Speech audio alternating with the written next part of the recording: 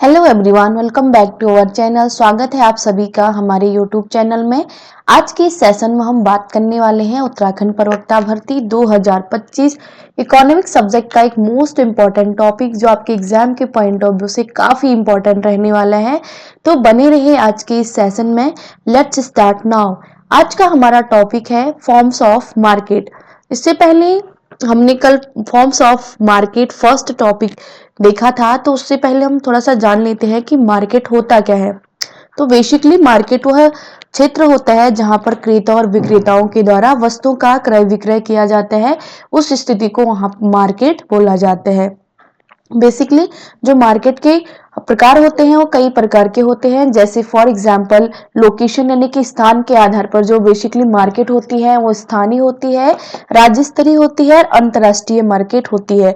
तो हम यहाँ पर जो मार्केट के फॉर्म देख रहे हैं वो देख रहे हैं कंपटीशन के अकॉर्डिंग, प्रतियोगिता के आधार पर मार्केट के जो रूप थे वो है पूर्ण प्रतियोगिता बाजार। सेकंड हमने देखा था विशुद्ध एकाधिकार और थर्ड हमने देखा था अपूर्ण प्रतियोगिता बाजार। तो कल हमने पूर्ण प्रतियोगिता के बारे में बात करी। आज हम यहाँ पर देखने वाले हैं विशुद्ध एकाधिकार और अपूर्ण प्रतियोगिता के बारे में। तो फर्स्ट ऑफ ऑल हम यहाँ पे देखेंगे कि जो विशुद्ध एकाधिकार होता है वो होता क्या है। प्योर मोनोपोली यानी कि विशुद्ध एकाधिकार की स्थिति तब पाई जाती है जब वस्तु को एक और केवल एक ही फर्म के द्वारा पैदा किया हो या फिर बेचा जाता है। दूसरे शब्दों में विशुद्ध एकाधिकार एक फर्म वाला उद्योग है जहां एकाधिकार फर्म की वस्तु तथा अर्थव्यवस्था में किसी अन्य वस्तु के बीच आड़ी मांग की लोच शून्य होती है। तो जो विशुद्ध एकाधिकार होता है, विशुद्ध एकाधिकार में ओनली वन पर्सन का यहाँ पे इंटरफियर होता है और एक ही फर्म के द्वारा उस वस्तु को पैदा किया जाता है और उसी को बेचा जाता है। एंड देन अगर आपको पूछा जाता है कि जो प्योर मोनोपोली होती है, प्योर मोनोपोली में जो क्रॉस इलास्टिसिटी ऑफ डिमांड होती है वो कैसी होती, तो आपका आंसर यहाँ पे रहेगा शून्य। ठीक। नाउ नेक्स्ट देखते हैं। फर्गुसन के अनुसार एक डेफिनेशन दी थी। अकॉर्डिंग टू फर्गुसन उन्होंने बोला है कि विशुद्ध एकाधिकार तब होता है जब वस्तु को एक और केवल एक ही फर्म के द्वारा पैदा किया जाता हो या फिर बेचा जाता हो। ये डेफिनेशन है अकॉर्डिंग टू फर्गुसन, जो आपके एग्जाम के पॉइंट ऑफ व्यू से काफी इंपॉर्टेंट है। नाउ नेक्स्ट देखते हैं कि विशुद्ध प्रतियोगिता की विपरीत स्थिति को विशुद्ध एकाधिकार कहा जाता है। हमने कल पढ़ा था विशुद्ध प्रतियोगिता और पूर्ण प्रतियोगिता। तो जो विशुद्ध प्रतियोगिता की जो विपरीत स्थिति होती है उसी को बोला जाता है विशुद्ध एकाधिकार। विशुद्ध एकाधिकार की स्थिति जब बाजार में प्रतियोगिता का अस्तित्व समाप्त हो जाता है तब पैदा होती है। नाउ नेक्स्ट देखते हैं कि जो विशुद्ध एकाधिकार की दशा यानी कि कंडीशन फॉर प्योर मोनोपोली, इसकी क्या क्या कंडीशन होती हैं उसके बारे में हम यहाँ पे वन बाय वन बात करने वाले हैं। फर्स्ट ऑफ ऑल यहाँ पे वस्तु का केवल एक ही विक्रेता अथवा वस्तु एक ही फर्म के द्वारा तैयार की जाती है। इट मीन्स कि कोई भी वस्तु होती है उसको बेचने वाला ओनली वन होता है और उस वस्तु को ओनली वन जो प्रोडक्शन होता है एक ही फर्म के द्वारा उसका प्रोडक्शन किया जाता है। जैसे एकाकी फर्म जो होते हैं विशुद्ध एकाधिकारी के एग्जाम्पल होते हैं।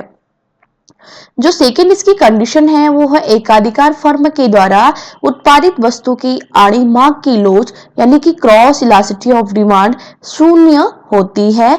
अतः एकाधिकारी के द्वारा उत्पादित वस्तु की अन्य कोई भी वस्तु निकट स्थानापन्न नहीं होती है, क्योंकि एक ही फर्म के द्वारा उस वस्तु का उत्पादन किया जाता है, इसीलिए उसका कोई स्थित जो निकट स्थानापन्न वस्तु अवेलेबल नहीं होती है। अब स्थानापन्न वस्तुएं वही वस्तुएं होती हैं जिनका प्रयोग एक दूसरे के स्थान पर किया जाता है। जैसे फॉर एग्जाम्पल चाय और कॉफी स्थानापन्न वस्तुएं हैं, गुड़ और चीनी भी स्थानापन्न वस्तुएं हैं। नाउ नेक्स्ट देखते हैं कि थर्ड इसकी जो कंडीशन है वो है एकाधिकार उद्योग के असामान्य लाभ को देखते हुए भी बाहर से कोई नई फर्म उद्योग में प्रवेश नहीं कर सकती, अतः एकाधिकार की स्थिति पूर्णतया सुरक्षित रहती है। नाउ नेक्स्ट कंडीशन है कि जैसे हमने देखा था कि जो पूर्ण प्रतियोगिता होती है उसमें जो फर्म होते हैं उनको प्रवेश और बहिर्गमन की पूर्ण स्वतंत्रता होती है, बट इसमें प्रवेश नहीं करती है कोई भी नई फर्म, तो ये एकाधिकार का यहाँ पे कंडीशन है। नाउ नेक्स्ट देखते हैं कि एकाधिकार में अपनी वस्तु की पूर्ति पर पूर्ण नियंत्रण होता है। नेक्स्ट इसकी कंडीशन है कि एकाधिकार में मार्ग वक्र का ढाल क्या होता है, ऋणात्मक होता है। अगर आपसे पूछा जाता है कि जो विशुद्ध एकाधिकार की कंडीशन होती है, उस कंडीशन में जो मार्ग वक्र का ढाल होता है वो किस कंडीशन में होता है, तो आपका वहां पे निगेटिव ढाल का होगा। नेक्स्ट इसकी जो कंडीशन है, एकाधिकार में प्रतियोगिता का भय न होने तथा उसके द्वारा उत्पादित वस्तुओं की स्थानापन्न वस्तुओं के न होने के कारण जो एडवर्टाइजमेंट होते हैं यानी कि विज्ञापन होते हैं उनका व्यय भी नहीं होता है, क्योंकि यहाँ पे ओनली वन प्रोडक्ट बनता है तो उसका जो विज्ञापन होता है उसका करने की भी नीड नहीं होती है। नाउ नेक्स्ट देखते हैं कि एकाधिकार में भविष्य की संभावित प्रतियोगिता का भय होता है। जो विशुद्ध एकाधिकार होता है उसमें इन फ्यूचर की कोई भी कंपटीशन होने का थोड़ा सा वहां पे भय रहता है। इसकी नेक्स्ट कंडीशन हम यहाँ पे देखेंगे कि एकाधिकार में प्रत्यक्ष प्रतियोगिता का भय नहीं रहता पर परोक्ष प्रतियोगिता का यहाँ पे भय रहता है। नेक्स्ट इसकी जो कंडीशन है, एकाधिकार में उद्योग तथा फर्म का मांग तथा पूर्ति वक्र एक होता है क्योंकि फर्म ही उद्योग की स्थिति होती है। अगर आपसे पूछा जाता है कि वह कौन सी मार्केट का रूप है जिसमें मांग तथा पूर्ति वक्र एक ही होता है, तो आपका आंसर रहेगा यहाँ पे विशुद्ध एकाधिकार। तो जो ये पॉइंट है, ये पॉइंट एग्जाम के पॉइंट ऑफ व्यू से काफी इंपॉर्टेंट है, तो इन पॉइंट को फोकस करिएगा क्योंकि यही से आपके क्वेश्चन बनने के चांसेस होते हैं। नाउ नेक्स्ट जो मार्केट का थर्ड यहाँ पे फॉर्म्स था यानी कि रूप, उसके बारे में हम यहाँ पे बात करेंगे। तो जो थर्ड यहाँ पे फॉर्म था वो है अपूर्ण प्रतियोगिता। ठीक, अपूर्ण प्रतियोगिता की हम यहाँ पे बात करते हैं। इम्परफेक्ट कंपटीशन, अपूर्ण प्रतियोगिता तब होती है जब उसमें पूर्ण प्रतियोगिता की विशेषताओं की कमी होती है। अपूर्ण प्रतियोगिता के अंतर्गत उत्पादित वस्तुओं की लोच पूर्णतया लोचदार नहीं होती, जबकि जो परफेक्ट कंपटीशन होता है, पूर्ण प्रतियोगिता होती है, उसमें मार्ग की लोच लोचदार होती है, बल्कि इसमें पूर्णतया लोचदार नहीं होती है। अब हम यहाँ पे एक डेफिनेशन दी है according to professor A P Lerner. उन्होंने बोला है कि अपूर्ण प्रतियोगिता तब होती है जब विक्रेता की वस्तु का मांग वक्र गिरती हुई दशा में होता है। इट मीन्स की जो विक्रेता की वस्तु का मांग वक्र ऋणात्मक कंडीशन में होगा तो वह कंडीशन क्या कहलाएगी, हमारी अपूर्ण प्रतियोगिता की कंडीशन कहलाएगी, यानी कि इम्परफेक्ट कंपटीशन की सिचुएशन कहलाएगी।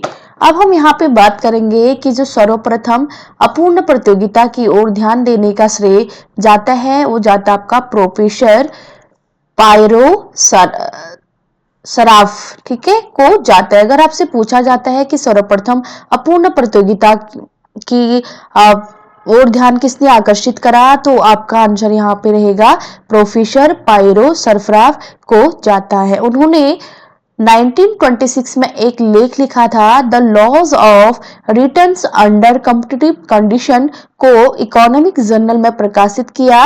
उसमें उन्होंने यह बताने का प्रयत्न किया था कि उद्योग में वास्तविक स्थिति ना तो एक कोने पर पूर्ण प्रतियोगिता वाली और ना दूसरे किनारे पर एकाधिकार वाली है, अपितु वह इन दोनों सीमाओं के बीच के क्षेत्र में आती है जिसे अपूर्ण प्रतियोगिता कहा जाता है।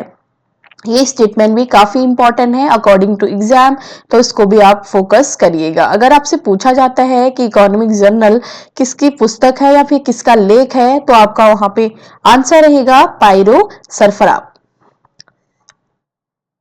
नाउ नेक्स्ट देखते हैं कि जो कॉजेज ऑफ इम्परफेक्ट कंपटीशन यानी कि अपूर्ण प्रतियोगिता के क्या क्या कारण होते हैं। तो फर्स्ट ऑफ ऑल यहाँ पे जो इसका रीजन होता है अपूर्ण प्रतियोगिता का, वो है क्रेताओं तथा विक्रेताओं की अज्ञानता। इट मीन्स की जो क्रेता और विक्रेता यानी कि किसी वस्तु को खरीदने वाले और बेचने वालों दोनों को ही मार्केट का ज्ञान नहीं होता, यानी कि कौन सी वस्तु कहाँ पे किस प्राइस में बेची और खरीदी जा रही है उसका ज्ञान का अभाव होता है, इसीलिए अपूर्ण प्रतियोगिता की कंडीशन यहाँ पे उत्पन्न होती है। अब नेक्स्ट देखते हैं यहाँ पे वस्तु की इकाइयों में अंतर। जो वस्तु की इकाइयां होती हैं उनमें काफी डिफरेंट पाया जाता है, जिसकी वजह से यहाँ पे अपूर्ण प्रतियोगिता उत्पन्न होती है। नेक्स्ट, क्रेताओं में गतिशीलता का अभाव, यानी कि जो किसी वस्तु को क्रय कर रहे हैं उसमें जो गतिशीलता होती है उसका अभाव पाया जाता है, जिसकी वजह से यहाँ पे इम्परफेक्ट कंपटीशन उत्पन्न होता है।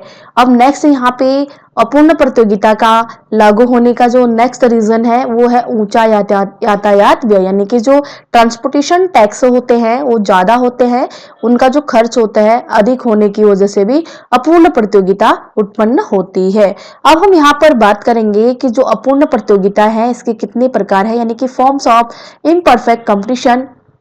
तो इसके प्रकार हैं द्व्याधिकार जिसे बोला जाता है डिओपॉली, अल्पाधिकार ओलिगोपॉली एंड एकाधिकारी प्रतियोगिता यानी कि मोनोपोलिस्टिक कंपटीशन। हम इनको अब वन बाय वन देखेंगे कि ये होते क्या है। फर्स्ट ऑफ ऑल यहाँ पे हम डिओपॉली की बात करेंगे। यदि किसी समय किसी बाजार में एक वस्तु के दो उत्पादक हो और ये दोनों उत्पादक बाजार में अपनी वस्तु को बेचने के लिए प्रतियोगिता करते हो तो इस स्थिति को द्व्याधिकार यानी कि डिओपॉली कहा जाएगा। नेक्स्ट हम यहाँ पे बात करेंगे अल्पाधिकार यानी कि ओलिगोपॉली। अल्पाधिकार अपूर्ण प्रतियोगिता का महत्वपूर्ण अंग है। किसी बाजार में अल्पाधिकार की स्थिति तब उत्पन्न होती है जब उस बाजार में थोड़े से विक्रेता हो और उनमें आपसी प्रतियोगिता की कमी हो, तो उस सिचुएशन को हम अल्पाधिकार यानी कि ओलिगोपॉली कहते हैं।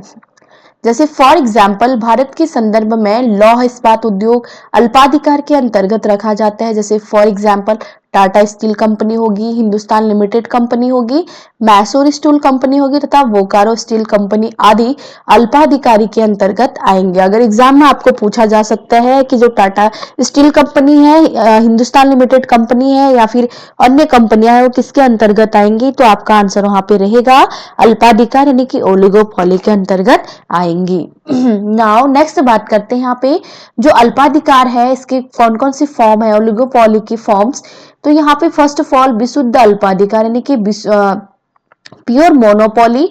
सेकंड है यहाँ पे विभेद अल्पाधिकार डिफरेंटेड ओलिगोपॉली। फिर नेक्स्ट है यहाँ पे सामूहिक अल्पाधिकार कलेक्टिव ओलिगोपॉली और आंशिक पार्शियल ओलिगोपॉली। और नाउ नेक्स्ट इसका जो टाइप्स है वो है पूर्ण अल्पाधिकार जिसे बोला जाता है कंप्लीट ओलिगोपॉली। अब हम यहाँ पे बात करेंगे कि जो अल्पाधिकार है इसकी कौन कौन सी विशेषताएं हैं। फर्स्ट ऑफ ऑल इसमें कुछ ही विक्रेता होते हैं, ठीक। जो ओलिगोपॉली की कंडीशन होती है इसमें विक्रेताओं की संख्या कम होती है, यानी कि कुछ होते हैं, तो ये भी सिचुएशन किसकी है, अल्पाधिकारी की है। और सेकंड इसकी जो विशेषता है वो है पारस्परिक निर्भरता। नेक्स्ट लगभग प्रमाणित अथवा वैधिक वस्तुएं होती हैं और कीमत में नियंत्रण पाया जाता है। फर्मों के प्रवेश व बहिर्गमन में यहाँ पे कठिनाई होती है और विज्ञापन एवं बिक्री को प्रोत्साहन मिलता है, तो ये सिचुएशन अल्पाधिकारी की सिचुएशन कहलाएगी। नाउ नेक्स्ट बात करते हैं एकाधिकारी प्रतियोगिता जिसे बोला जाता है मोनोपोलिस्टिक कंपटीशन। एकाधिकारी प्रतियोगिता बाजार का वह रूप है जिसमें बहुत सी फर्में कार्य करती हैं और प्रत्येक फर्म मिलीजुली वस्तुएं बेचा करती है, परंतु उनके द्वारा बेची जाने वाली वस्तुएं समरूप नहीं होती, उनमें थोड़ा बहुत भेद अवश्य पाया जाता है। जबकि पूर्ण प्रतियोगिता यानी कि परफेक्ट कंपटीशन में हमने देखा था कि वहां पे वस्तुएं क्या होती हैं, समरूप होती हैं। बट एकाधिकारी प्रतियोगिता में वस्तुएं समरूप न होकर के विभेदित होती है, तो हल्की फुल्की एक दूसरे से मैच करती है, तो ये सिचुएशन हमारे एकाधिकारी प्रतियोगिता की कहलाती है। यहाँ पे एक नोट्स है, एकाधिकारी प्रतियोगिता बाजार का विचार प्रमुख रूप से प्रोफेसर चैम्बरलिन के द्वारा दिया गया था। अगर आपसे पूछा जाता है कि एकाधिकारी प्रतियोगिता बाजार का विचार सर्वप्रथम किसने दिया था या प्रमुख रूप से किसने दिया था, तो आपका आंसर रहेगा प्रोफेसर चैम्बरलिन के द्वारा दिया गया था। उन्होंने इस बात को स्पष्ट किया है कि व्यवसाय में ना तो पूर्ण प्रतियोगिता पाई जाती है और ना ही विशुद्ध एकाधिकार, बल्कि इन दोनों के बीच की स्थिति पाई जाती है, जिसे क्या बोला जाता है, एकाधिकारी प्रतियोगिता बोला जाता है। एकाधिकारी प्रतियोगिता के अंतर्गत विक्रेता की वस्तु का मांग वक्र ऋणात्मक ढाल का होता है, ठीक। नाउ नेक्स्ट देखते हैं कि हमारी ये थी आज की हमारी क्लास। आई होप कि आपको पसंद आई होगी।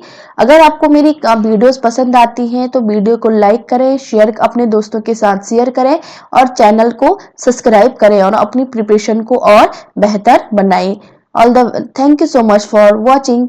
All the best. Bye bye, take care everyone.